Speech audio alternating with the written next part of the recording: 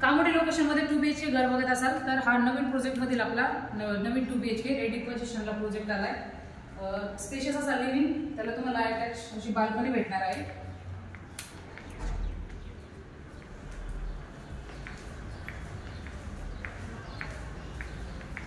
हा तुमचा किचनला 1 side platform आणि त्याला 2.5 फूटचा पुढे छज्जा मिळणार आहे।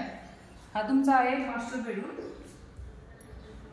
मास्टर बेडरूमचा स्पेस, त्याला तुम्हाला पुढे 2.5 फीटचा छज्जा मिळणार आहे आणि हा आहे तुमचा मास्टर बेडरूम साठीचा वॉशरूम।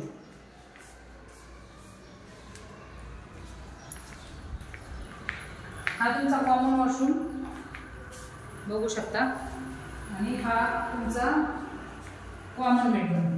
रोड फेसिंग फ्लॅट आहे, स्टेशन पासून 5 मिनिटाच्या अंतरावरती वॉकिंग डिस्टन्सला प्रोजेक्ट आहे आपला। प्रोजेक्ट रेडी पोझिशनला आलाय। तुम्हाला हा फ्लॅट आवडला असेल तर स्क्रीनवर दिलेल्या नंबरवरती संपर्क करा। बुकिंगसाठी संपर्क करा। माझं नाव अर्चना। जय हिंद, जय महाराष्ट्र। धन्यवाद।